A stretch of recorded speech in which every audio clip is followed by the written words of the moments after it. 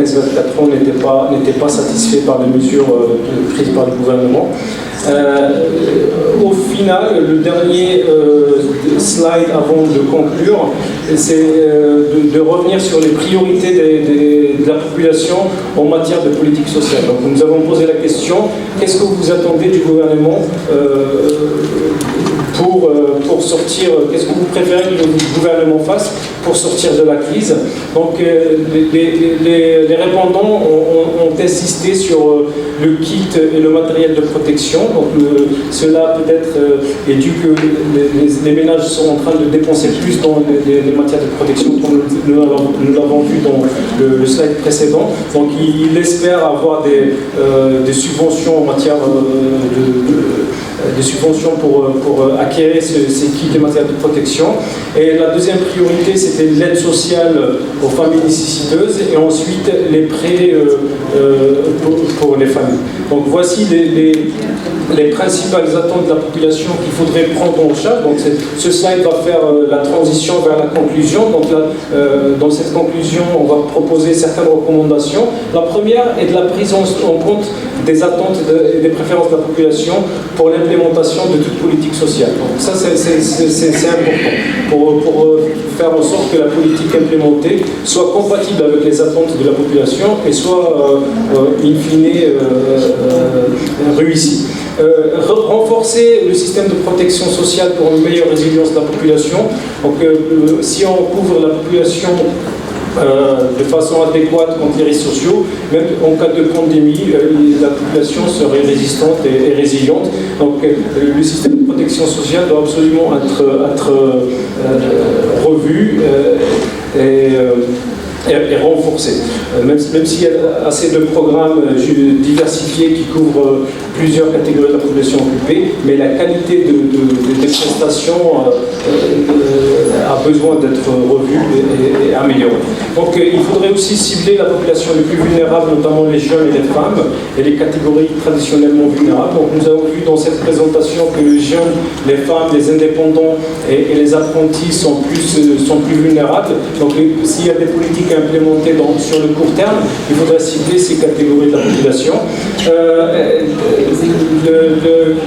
La recommandation suivante, c'est l'extension de la sécurité sociale, particulièrement l'assurance maladie professionnelle, maternité et assurance chômage aux travailleurs indépendants et aux travailleurs informels, parce que nous avons vu que les travailleurs qui étaient couverts par la sécurité sociale avaient plus de chances de ne pas faire face à des effets drastiques de la pandémie.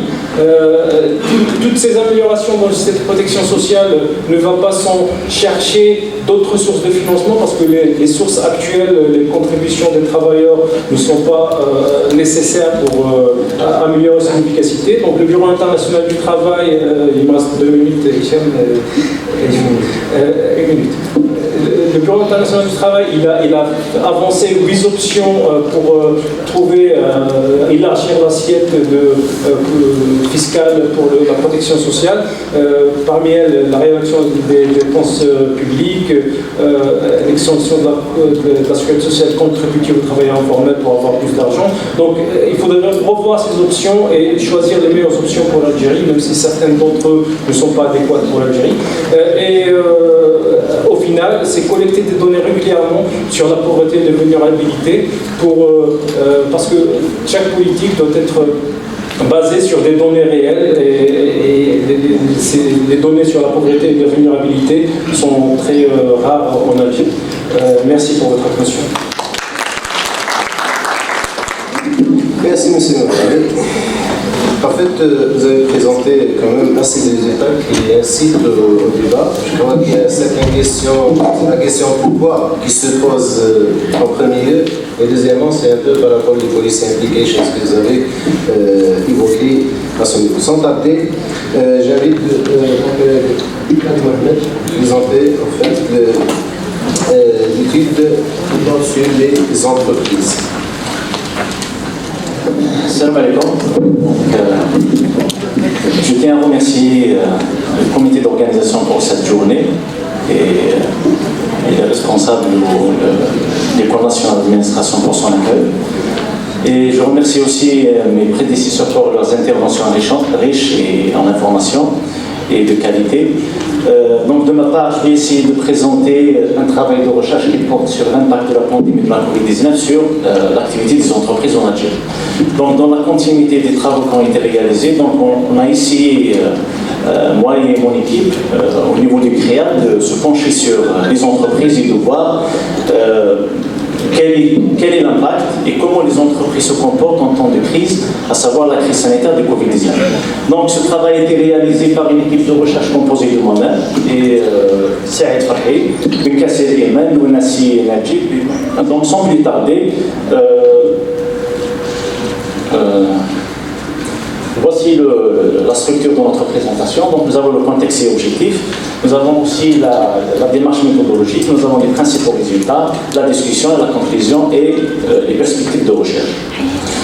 Donc sans passer par les motivations dans lesquelles ce travail a été réalisé, ça a été déjà évoqué par mes collègues. Donc il y a une dynamique de projets de recherche qui ont été débutés, enclenchés au niveau du centre de recherche, donc dans différentes thématiques.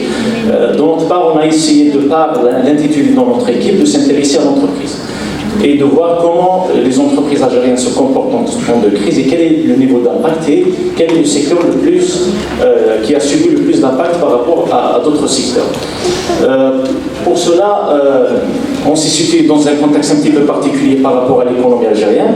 Donc, comme vous le savez tous, à partir de 2014, l'économie algérienne a subi un double impact, notamment la chute drastique des prix des hydrocarbures, qui a eu un effet négatif sur les indicateurs macroéconomiques. Nous avons aussi les mesures, la crise sanitaire du Covid-19 qui a été suivie par des mesures de confinement et des distanciations sociales qui a impacté aussi l'activité des entreprises dans les différents secteurs d'activité à des niveaux différents. Parce qu'il y a des entreprises qui ont profité de cette situation de par leur activité, il y a des entreprises qui ont été négativement impactées par rapport à leur activité aussi. Dans ce contexte qualifié par des spécialistes d'alarmement, notamment dans le dernier rapport de la Banque mondiale de 2021, ils ont mis en garde les politiques publiques algériennes de la situation économique qui est aggravée de par la crise pétrolière et la crise sanitaire du Covid-19. Donc, notamment au niveau des entreprises, dans laquelle on a observé beaucoup de difficultés au niveau de ces entreprises pour exercer, et nous avons aussi remarqué que certaines entreprises ont fermé carrément et cessé de fonctionner au niveau de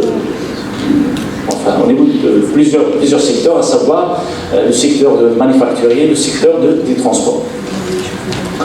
Pour cela, nous avons posé la question principale suivante. Quels sont les effets de la crise sanitaire de la Covid-19 sur l'activité des entreprises? Ça, c'est la question principale. Avec quelques questions subsidiaires pour identifier des éléments précis, à savoir la nature de cet impact, comment il se situe cet impact-là, s'agit-il d'un impact à court ou à long terme? Et puis, existe-t-il un lien entre l'importance de l'impact et la nature du secteur? Donc, sans plus tarder, nous avons 4 objectifs qui sont liés étroitement à notre problématique. Le premier objectif, c'est de déterminer les secteurs d'activité les plus touchés. Le deuxième, c'est mesurer le niveau d'accompagnement des politiques publiques. Donc, on a vu qu'un peu partout dans le monde, les politiques publiques ont intervenu pour accompagner les entreprises afin d'alléger certaines charges et à prendre en charge une partie de la rémunération du chômage partiel. On s'est posé la question au niveau de l'Algérie, qu'en est-il de ces politiques publiques et quel est le niveau d'intervention de l'État pour accompagner ces entreprises. Le troisième objectif, c'est répertorier les propositions et les suggestions des entrepreneurs afin de proposer certaines pistes pour améliorer l'efficacité de ces politiques publiques. Et le dernier objectif, c'est d'identifier la perception aussi des chefs d'entreprise vis-à-vis du retour à la normale de l'activité par rapport à leur expérience, comment ils voient l'avenir de leurs activités éventuellement dans des secteurs différents. Sans passer par l'ancrage théorique, donc on s'est basé, à titre informationnel, on s'est basé sur le modèle envisagé.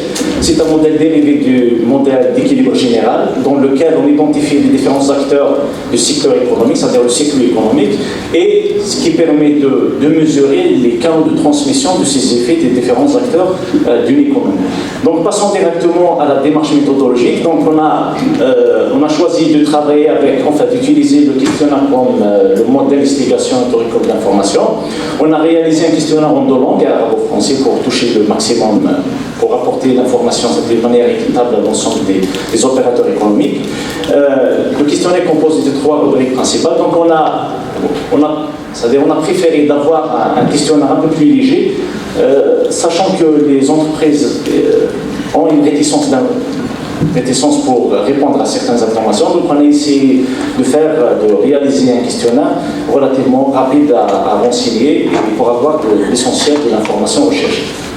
La première rubrique, c'est l'identification de l'entreprise, la taille, le secteur d'activité, les effectifs et l'implantation, et ainsi de suite, toutes les informations relatives à l'entreprise. La deuxième rubrique, c'est l'impact de la Covid-19 sur les entreprises, savoir le chiffre d'affaires, sur la commercialisation et tous les éléments qui peuvent éventuellement nous renseigner sur cet impact-là. Et la troisième rubrique, c'est la perception par rapport à l'avenir, qui a été identifiée déjà auparavant dans les objectifs. Par rapport à notre échantillon et son déroulement de l'enquête, donc toutes les entreprises du secteur ont été touchées à partir du moment où on a diffusé un questionnaire par Google Forms. Donc on a gardé large, c'est-à-dire toutes les entreprises peuvent éventuellement répondre à notre questionnaire afin d'avoir la première vision de cet impact, notamment pour l'ensemble des entreprises des différents secteurs. Les mesures de distanciation sociale nous a obligés aussi d'aller vers ce mode d'admission du questionnaire. Et la période de cette enquête a été durant la période du 10 juin au 20 juillet, donc juste durant la période vraiment de la pandémie. Et là, nous avons 60 entreprises qui ont répondu favorablement, malgré les efforts qui ont été consentis. Donc moi-même et M. Beaumont, on s'est déplacé une fois au siège du FCE. On a discuté avec le secrétaire général pour diffuser le questionnaire auprès de leurs adhérents. Mais on n'a pas eu quand même un nombre important de répondants. Sachez qu'au niveau de la littérature, les entreprises toujours ont cette difficulté. Enfin, les enquêtes d'entreprises sont toujours des niveaux de difficulté importants par rapport à d'autres enquêtes. Passons directement aux principaux résultats. Donc, c'est des résultats descriptifs. Donc, la taille des entreprises enquêtées. On remarque que la majorité des entreprises, à un niveau 75% des entreprises sont des PME et 25% sont des grandes entreprises. Ça reflète à peu près le panorama des entreprises au niveau national qui est dominé par les petites et moyennes entreprises. Nous avons la répartition spatiale des entreprises aussi. La majorité sont au niveau du centre, avec une concentration au niveau de la Ouest d'Alger. La répartition des entreprises en fonction du secteur d'activité. On remarque que le secteur des services qui est le plus représentatif dans notre échantillon, suivi par le secteur manufacturier et le secteur des BTP, le bâtiment hydraulique. Par rapport à donc, ce qu'il faut retenir dans cette première planche, c'est que nous avons une dominance de PME. Nous avons aussi un échantillon hétérogène parce qu'on a touché beaucoup d'entreprises dans différents secteurs qui ne nous permet pas d'avoir une analyse un petit peu ciblée par rapport à un secteur particulier. La dominance de la région centre, à savoir la région Alger. Par rapport aux résultats aussi de l'impact de la Covid-19 sur l'activité des entreprises, on a posé la question aux entrepreneurs, quel est le niveau d'impact? On a pris en considération 3 niveaux d'impact, l'arrêt total de l'activité, modérément impactée et l'entreprise, elle est fortement impactée. Donc on remarque à partir de cette présentation que le secteur des services et de l'industrie manufacturière ont été le plus touchés par cette pandémie. Le deuxième résultat, c'est l'impact de la Covid-19 sur l'activité selon les régions. On remarque aussi que la région centre qui a été le plus touchée, avec un niveau d'impact très important.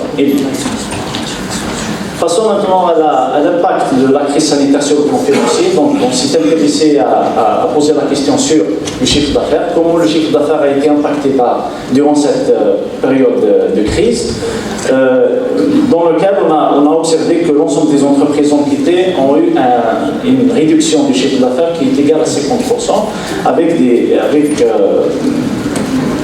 donc des PME qui ont été beaucoup plus touchées parce que déjà la nature de l'entreprise, la petite et moyenne entreprise, elle est vulnérable, donc elle est plus susceptible à encaisser un impact de la crise sanitaire de Covid-19 sur son activité par rapport aux grandes entreprises. Nous avons avons aussi l'impact sur le chiffre d'affaires par secteur d'activité. On remarque que le secteur d'activité le plus touché, paradoxalement, c'est le secteur du transport de marchandises, alors que, sachant que ce secteur a été relativement fonctionnel durant la crise sanitaire de 2019, mais ce résultat doit être vérifié par une enquête qui va être engagée dans le proche avenir.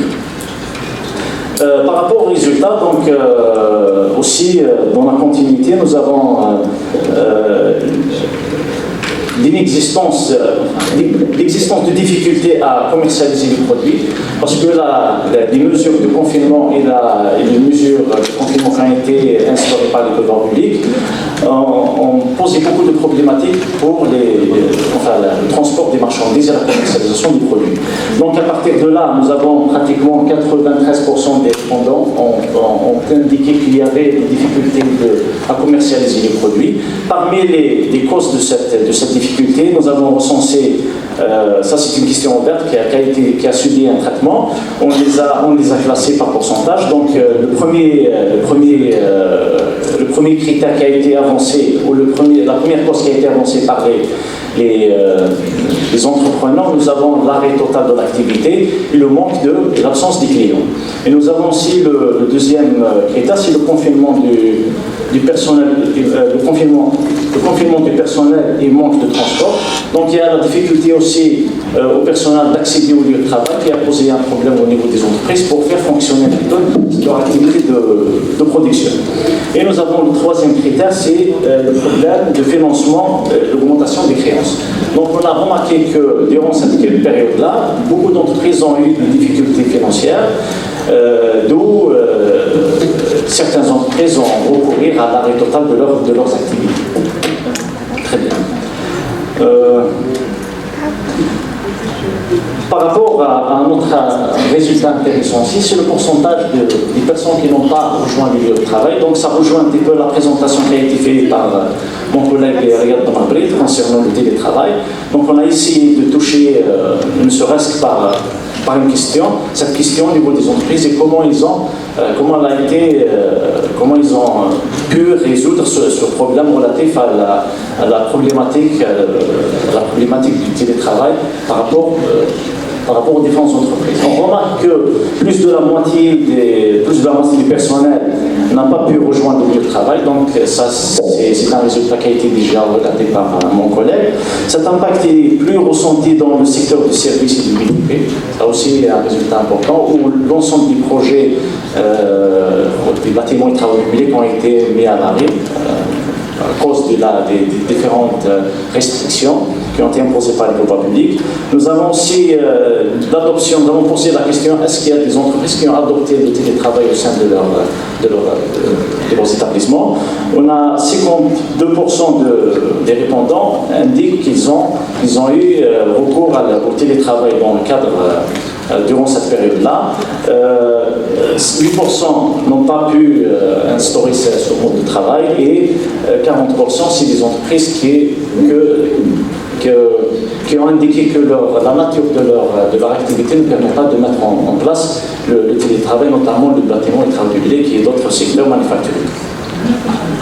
Donc rapidement, le dernier résultat, l'avant-dernier résultat, c'est par rapport aux mesures nécessaires pour accompagner les entreprises. On a posé la question aux entrepreneurs, comment les pouvoirs publics peuvent éventuellement c'est-à-dire accompagner ces entreprises avec des politiques publiques adéquates.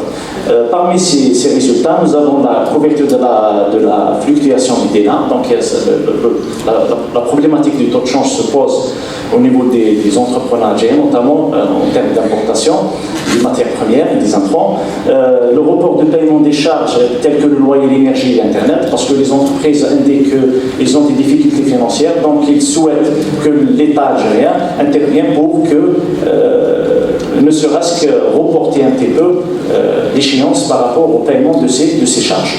Nous avons aussi un autre élément qui a été déjà signalé par mon collègue Walid Marouani, donc le report des charges sociales et fiscales. Donc les entrepreneurs plaident les pouvoirs publics pour qu'ils puissent éventuellement bénéficier d'un avantage, ne serait-ce temporaire, pour reporter au moins c'est-à-dire l'échéance relative au paiement des charges sociales. Et nous avons aussi la demande de crédit exceptionnel pour faire face à cette problématique financière au niveau de la trésorerie, au niveau des entreprises. L'autre résultat aussi, c'est l'efficacité des mesures prises par le gouvernement. Nous avons posé la question aux entrepreneurs.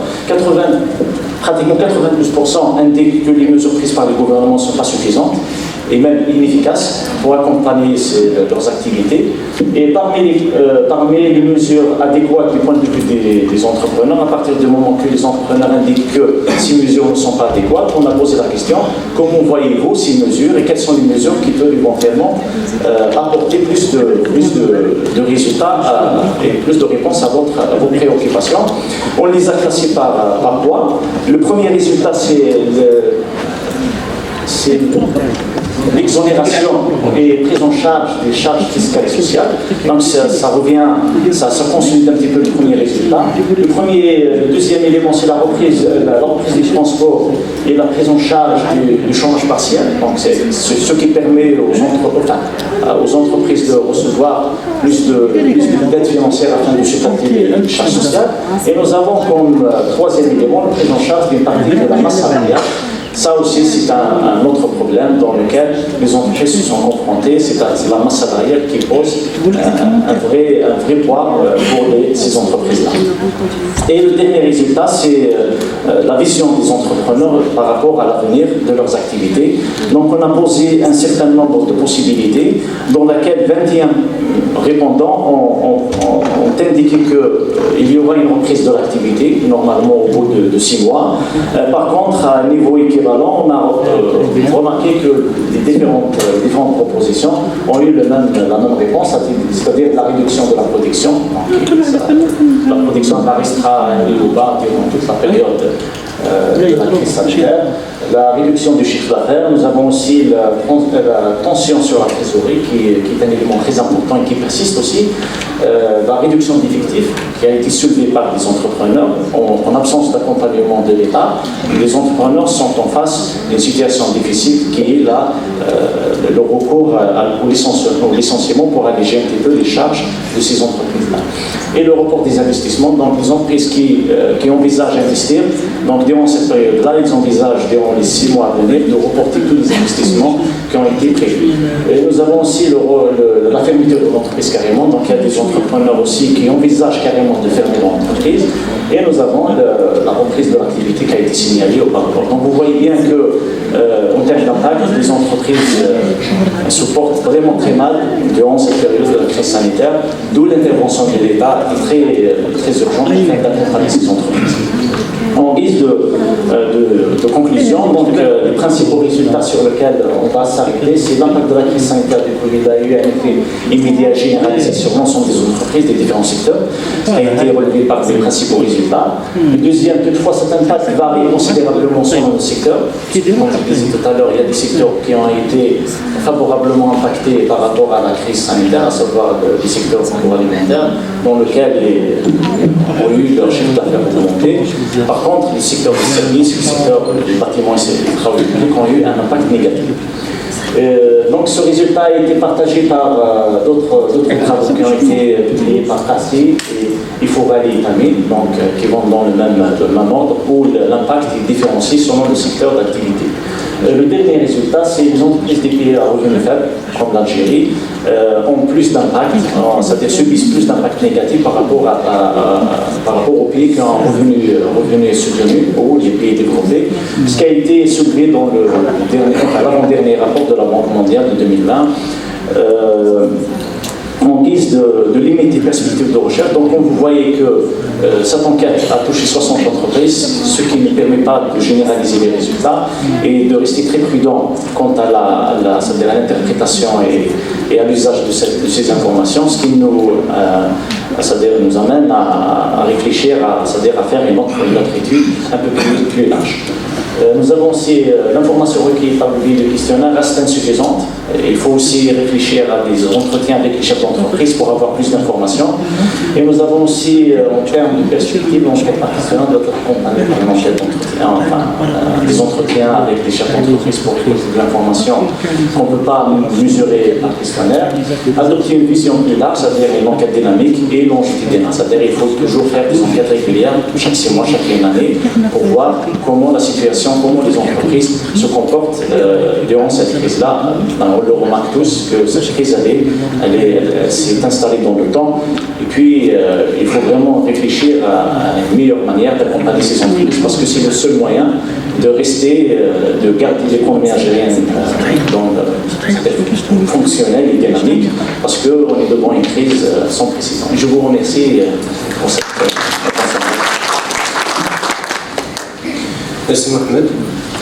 Donc, en termes de ces 3 interventions, je crois que les États avancés incitent réellement au débat, que ce soit au niveau scientifique ou bien même institutionnel ou en termes de policy implications. Peut-être certaines questions encore plus profondes méritent encore d'être posées. Ensuite, peut-être même, vous avez en fait mentionné ça, les 3, qu'il est aussi peut-être intéressant de poursuivre ce travail parce qu'il trace réellement un constat global très intéressant, mais peut-être il est intéressant d'aller un peu plus loin.